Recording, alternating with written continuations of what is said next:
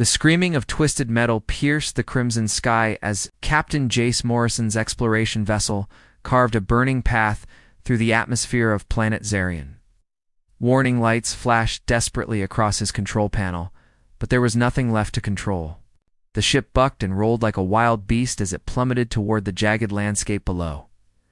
Jace gritted his teeth and fought the spinning controls, his training kicking in despite the chaos. "Come on, you beautiful piece of junk," he muttered. Through a clenched jaw, "Just give me one soft landing." The ground rushed up to meet him in a symphony of destruction when consciousness returned. It came with the taste of copper and the sound of footsteps. Heavy, measured, predatory. Jace's eyes fluttered open to find himself bound by what looked like crystalline vines, their surface pulsing with an eerie blue light. The crash had left him battered but alive, though his ship lay scattered in smoking pieces around the impact crater. "So this is what falls from the stars," a voice said, smooth as silk but sharp as a blade. "How disappointingly small." Jace raised his head to see her approaching through the wreckage.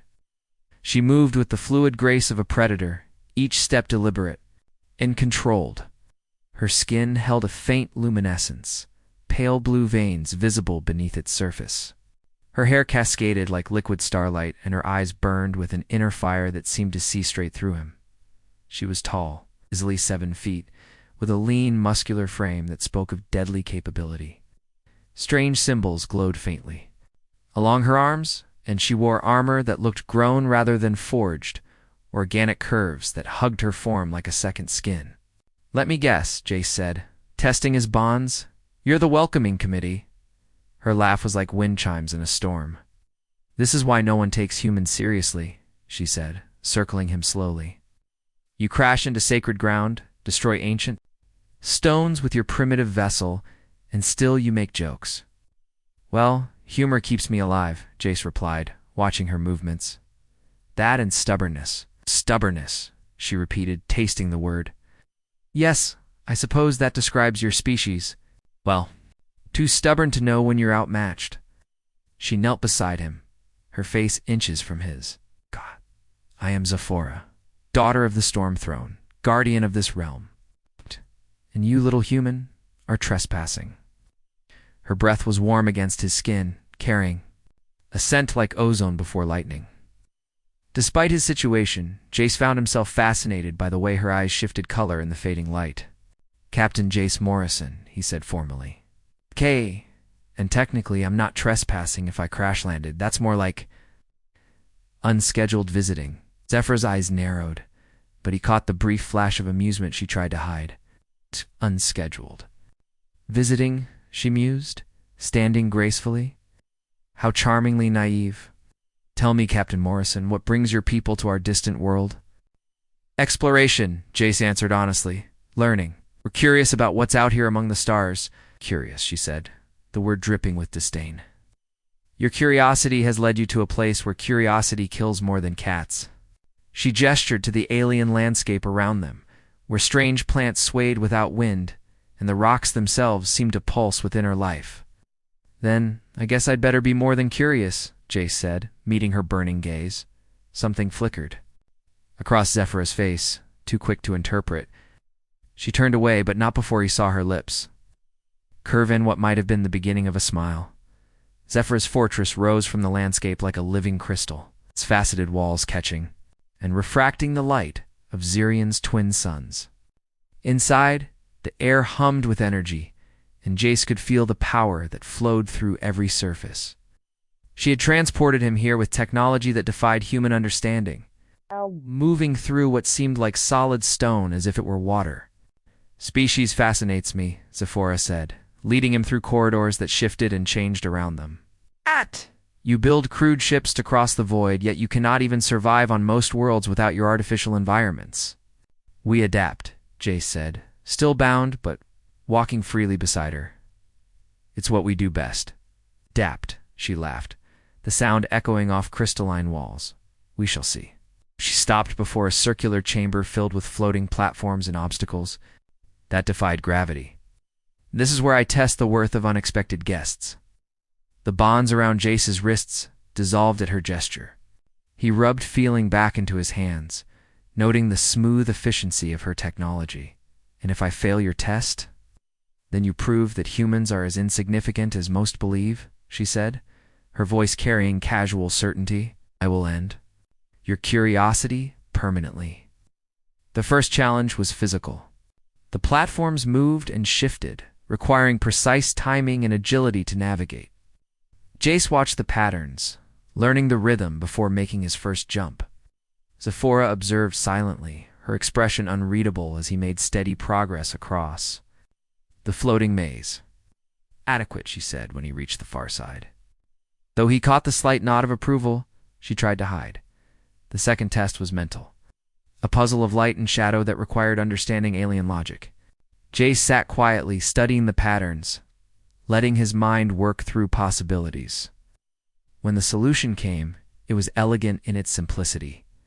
Interesting, Zephora murmured, moving closer. Most beings try to force the answer. You waited for it to reveal itself. Patience is a human virtue, Jace said, aware of her proximity. The way her scent seemed to calm and excite him simultaneously. Along with stubbornness, the final challenge surprised him. Zephora stood in the center of the chamber, her armor shifting and flowing until she held weapons of pure energy in each hand. Combat, she announced. Show me this human adaptability in action. She moved like liquid lightning, her attacks testing his reflexes, his strategy, his will to survive. Jace had no weapons but his wits and training, dodging and weaving, looking for patterns in her assault. She was faster, stronger, more skilled, but he was unpredictable when he finally managed to get inside her guard using her own momentum. Against her, to bring them both to the ground, they lay tangled together for a moment, both breathing hard. Her eyes were wide with surprise, her body warm against his. How? She whispered. You fight like you expect your opponent to make sense, Jace said softly, very aware of her closeness. Humans rarely make sense, even to ourselves. Something shifted. In her expression, a crack in her armor of superiority. She stood quickly, helping him up with a gesture that seemed almost unconscious. You have passed the trials, she said formally, but her voice held a note he hadn't heard before. Respect, perhaps, or something deeper. As night fell over Zarian, Zephora showed him 2 quarters within her fortress, chambers carved from living crystal that responded to his presence with gentle light. Rest, Captain Morrison, she said at the doorway. Tomorrow brings greater challenges than my simple tests. What kind of challenges? She paused, her hand on the frame, her profile illuminated by the crystal's glow. The kind that will determine if your species deserves to survive. First contact with the galaxy beyond your small world. Dawn on Zarian brought screams from the wilderness, sounds that made Jace's blood run cold. He found Zephora on the fortress balcony, her enhanced senses focused on something beyond the crystal walls. Shadowhounds, she said without turning. A pack has caught the scent of your crash site. They hunt anything that doesn't belong here. Jace watched strange shapes moving through the alien forest, creatures that seemed to bend light around themselves. How big is a pack? Usually 12. This one, she paused, her expression tightening. This one is different, larger, more aggressive. She turned to face him and he saw concern in her luminous eyes. They will not stop until they have claimed their prey. Me, Jace said. US, she corrected. I have taken responsibility for you, their primitive minds. That makes me equally guilty of trespass. The first attack came without warning. I don't know how it flowed through the crystal walls as if they were mist, their forms shifting between solid and ethereal. Zephora's weapon sang through the air, but the creatures adapted quickly, learning to phase through her energy blasts. The caverns, she shouted, grabbing Jace's hand. We can't fight them all in open space. They ran through passages that seemed to reshape themselves, the fortress responding to Zephora's will. Behind them, the howls of the pack echoed with unnatural harmonics that made the crystal walls resonate in sympathy. The cavern system beneath Zarian was vast and labyrinthine. Ancient formations twisted through the rock like frozen waterfalls, and pools of luminescent liquid cast dancing shadows on the walls. Here the Shadow Hound's ethereal abilities were limited by the dense mineral content of the stone. Here we make our stand, Zephora said, her breathing controlled despite their flight. The narrower passages will limit their numbers. They worked together instinctively, Zephora's energy weapons covering the main approaches while Jace used debris and cave formations to create choke points. When a Shadow Hound materialized beside him, its claws extending toward his throat, Zephora was there instantly, her blade severing the creature's head in a spray of dark ichor. "Stay close," she breathed, her back pressed against his as they faced the pack from all sides. The battle was brutal and intimate. In the confined space, they moved as one organism, each covering the other's weaknesses. Jace's unpredictability confused the creatures, while Zephora's deadly grace cut through their attacks. When the last Shadowhound fell, they stood surrounded by dissolving corpses, both wounded but alive. Zephyr's armor had been torn, revealing pale skin marked with glowing veins. A gash along her shoulder bled silver. "You're hurt," Jace said, reaching for her without thinking. She caught his hand but didn't push it away. "It's not serious." His fingers traced the wound gently, and she inhaled sharply. "Your touch," she whispered. "It feels different from what I expected." "Different how?" "Warmer. More. ... She struggled for words, more real than anything I felt before. The cavern around them pulsed with soft light, responding to their proximity. Jace realized she was still holding his hand, her thumb tracing small circles on his palm. "Zephora," he said softly. "I misjudged your species," she admitted, her voice barely audible.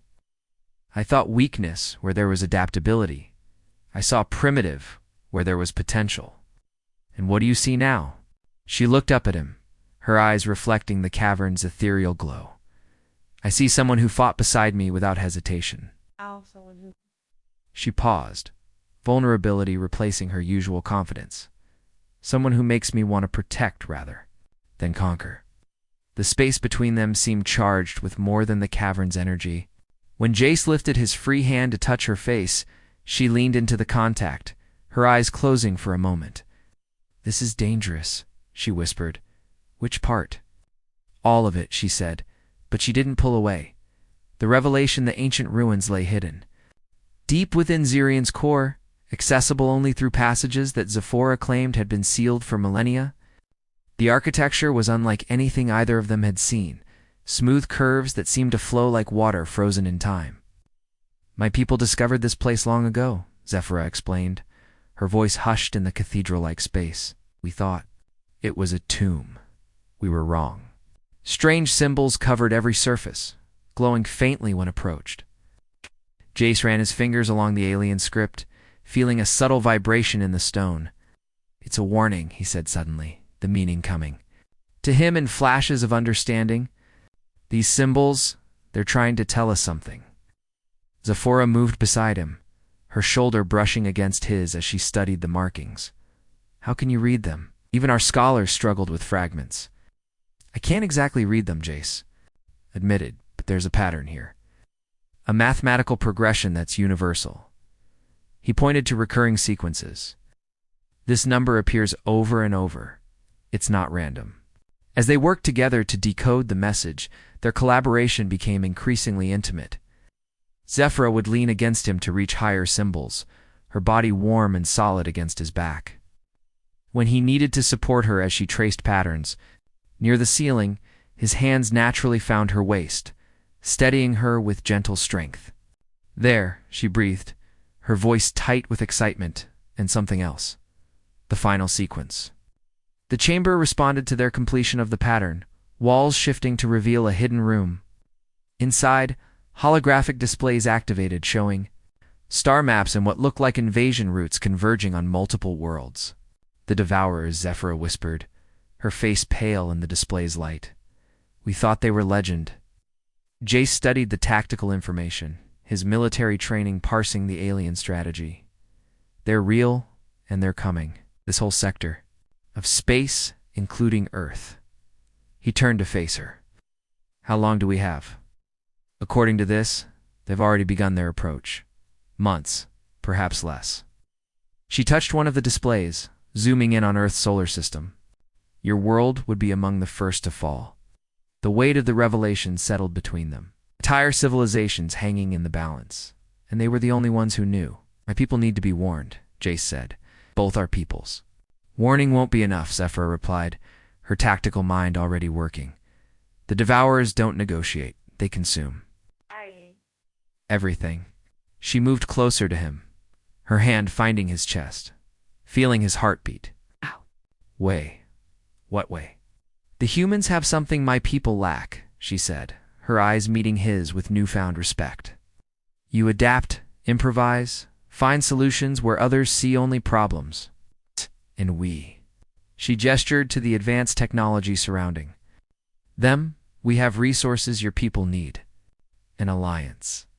More than that, she said, her voice dropping to an intimate whisper.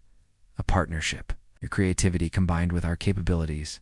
Her hand slipped up to cup his face. If we're going to survive this, we need each other. What? Moments stretched between them, heavy with implications beyond military strategy. Jace covered her hand with his own, turning his face to press a gentle kiss to her palm. You're talking about trust between species that have never met, he said. That's not going to be easy. No, she agreed, stepping even closer, until they were breathing the same air. But some things are worth the risk. When she kissed him, it was with the desperation of someone facing the end of everything, and the hope of someone who had found an unexpected salvation. Her lips were warm and soft, tasting of starlight and possibilities. Is this part of the alliance? Jace asked when they broke apart, his forehead resting against hers. She said, her fingers tracing the line of his jaw, is something else. Entirely something I never expected to find. Around them, the ancient warnings continued to pulse with urgent light, but for this moment, they held each other in the darkness, two beings from different worlds finding connection in the face of annihilation. The communication array atop Zephyra's fortress hummed with power as signals raced across the galaxy, carrying warnings to both human and alien civilizations. The response was swift and predictable: disbelief, suspicion, and demands for proof. They think we're lying, Jace said, reading the latest transmission from Earth Command. A trick to establish alien superiority. My people say the same about humans, Zephyra replied, her fingers dancing over crystalline controls. They believe you're using false threats to gain access to our technology. 3 days of desperate negotiations had yielded nothing but increased hostility between species that had never learned to trust. Time was running out, and the advanced scouts of the Devourer fleet had been detected at the system's edge. There's only one way to prove this is real, Zephyra said finally, her decision carrying terrible weight. We have to face them ourselves. Broadcast the battle so both our peoples can see what's coming. Jace took her hand, intertwining their fingers. That's suicide. Can't fight a Devourer ship alone. No, she agreed. But we can show them what humans and Xerians can accomplish together. Even if we die, the proof will survive. They prepared through the night, sharing knowledge, tactics, and quiet moments that felt stolen from time itself. Zephyra taught him to interface with her ship's systems, while he showed her human combat strategies that prioritize flexibility over raw power. If this is our last night, Jace said as they stood on the fortress balcony, watching Xerian's moons rise, I want you to know something. What? She asked, moving into his arms with natural ease. I love you, he said simply. I know it's crazy, impossible, but I love the way you challenge everything I thought I knew about strength. I love your fierce protectiveness and the gentleness you try to hide. I love the way you make me want to be better than I am. Tears that sparkled like diamonds traced down her cheeks. I love you too, Jace Morrison. You showed me that worth isn't measured by power alone, but by the courage to stand for others, to sacrifice for something greater. She kissed him with passionate intensity. Whatever happens tomorrow, this was real.